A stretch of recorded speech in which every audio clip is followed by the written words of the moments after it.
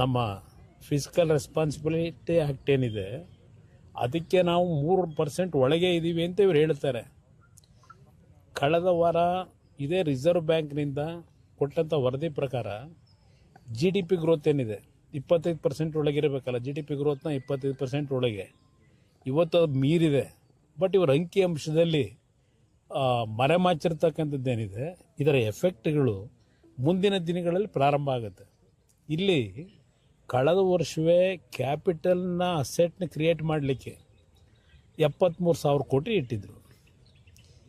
ಈ ಮಾರ್ಚ್ ಅಂತಿಮದವರೆಗೆ ಎಷ್ಟು ಖರ್ಚು ಮಾಡ್ತಾರೆ ಅನ್ನೋದು ತೆಗೆಸಿ ಮಾಹಿತಿ ಇರತಕ್ಕಂಥದ್ದು 50% ಖರ್ಚಾಗಿಲ್ಲ ಕ್ಯಾಪಿಟಲ್ ಎಕ್ಸ್ಪೆಂಡಿಚರು. ರೆವಿನ್ಯೂ ಎಕ್ಸ್ಪೆಂಡಿಚರ್ ಎಷ್ಟು ಹೋಗಿದೆ? ಈ ವರ್ಷ ಮತ್ತೆ 74,000 ಕೋಟಿನೋ 78,000 ಕೋಟಿನೋ ಇಟ್ಟಿದ್ದಾರೆ ಕ್ಯಾಪಿಟಲ್ ಎಕ್ಸ್ಪೆಂಡಿಚರ್ಗೆ. ಯಾವ ಗ್ಯಾರಂಟಿ ಇವರು ಖರ್ಚು ಮಾಡ್ತಕ್ಕಂಥದ್ದು ದುಡ್ಡೆಲ್ಲಿಂದ ತರ್ತಾರೆ? ಕೊರತೆ ಇದೆ. ಮಾತೆತ್ತಿದ್ರೆ ಕೇಂದ್ರ ಸರ್ಕಾರದ ಮೇಲೆ ಟೀಕೆ ಮಾಡೋದು ಹೊರತುಪಡಿಸಿ ಇವರ ಶ್ರಮ ಏನಿದೆ ಅನ್ನೋದು ನನಗೆ ಗೊತ್ತಿಲ್ಲ. ಈ ಸರ್ಕಾರಕ್ಕೆ ಇವತ್ತು ಎಲ್ಲ ರಂಗದಲ್ಲೂ ಫೇಲ್ಯೂರ್ ಆಗಿದ್ದಾರೆ. ಇಲ್ಲಿ ಪುಸ್ತಕದಲ್ಲಿ ಏನು ಓದಿದ್ದಾರೆ, ಹಲವಾರು ಯೋಜನೆಗಳು ಹಿಂದೆ ಈಗಾಗಲೇ ಪ್ರಾರಂಭ ಆಗಿ ಹಲವಾರು ಹಿಂದಿನ ಸರ್ಕಾರಗಳಲ್ಲೇ ತೀರ್ಮಾನ ಆದಂಥವನ್ನೇ ಓದಿದ್ದಾರೆ. ಉದಾಹರಣೆಗೆ ನಿಮಗೆ ಒಂದು ಫೇಲ್ಯೂರ್ ಆಗ್ತಕ್ಕನ್ನೋದಕ್ಕೆ ಒಂದು ನಿಮಗೆ ಎಕ್ಸಾಂಪಲ್ ಹೇಳ್ತೇನೆ. ಎತ್ತಿನಹೊಳೆ ನೀರಾವರಿ ಯೋಜನೆ. ಎತ್ತಿನಹೊಳೆಗೆ ಈಗಾಗಲೇ ಮೊದಲನೇ ಹಂತದ ಕಾರ್ಯಕ್ರಮಗಳನ್ನು ಯೋಜನೆಯನ್ನು ಮುಗಿಸಿದ್ದೇವೆ. ಎರಡನೇ ಹಂತಕ್ಕೆ ಪ್ರಾರಂಭ ಮಾಡ್ತೇವೆ. ಇನ್ನೇನು 17 ಕಿಲೋಮೀಟ್ರು ಕಾಲುವೆ ಆಗಬೇಕು. ಅದ್ರ ಜೊತೆಗೆ ಕೊರಟಗೆರೆ ಹತ್ತಿರ 1.2 TMC ನೀರನ್ನು ಶೇಖರಣೆ ಮಾಡ್ತಕ್ಕಂಥ ಒಂದು ಜಲಾಶಯ ಮಾಡ್ತೀವಿ ಅಂತ ಹೇಳಿದ್ದಾರೆ.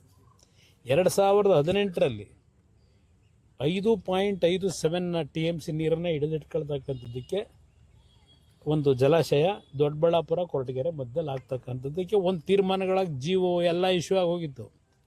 ಆಮೇಲೆ ನನ್ನ ಸರ್ಕಾರ ಹೋಯಿತು, ಯಡಿಯೂರಪ್ಪನವ್ರು ಬಂದರು.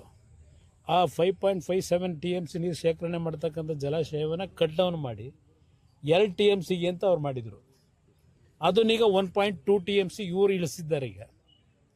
ಈಗಾಗಲೇ ಯಾವೊಂದು ನಮ್ಮ ಪರಿಸರ ಇಲಾಖೆಯಿಂದ, ಫಾರೆಸ್ಟ್ ಡಿಪಾರ್ಟ್ಮೆಂಟಿಂದ ಈಗಾಗಲೇ ತಕರಾರಾಗಿದೆ.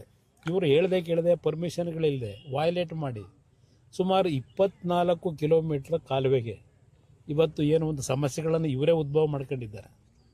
ಇದೆಲ್ಲ ಇದೆ. ಈಗ ನೀರನ್ನು ಹೇಳ್ತಾನೆ ಇದ್ದಾರೆ ಕಳೆದ 2 ವರ್ಷದಿಂದ, ಈ ಜೂನು ಕೊಡ್ತೀವಿ ಅಂತ ಹೇಳಿ.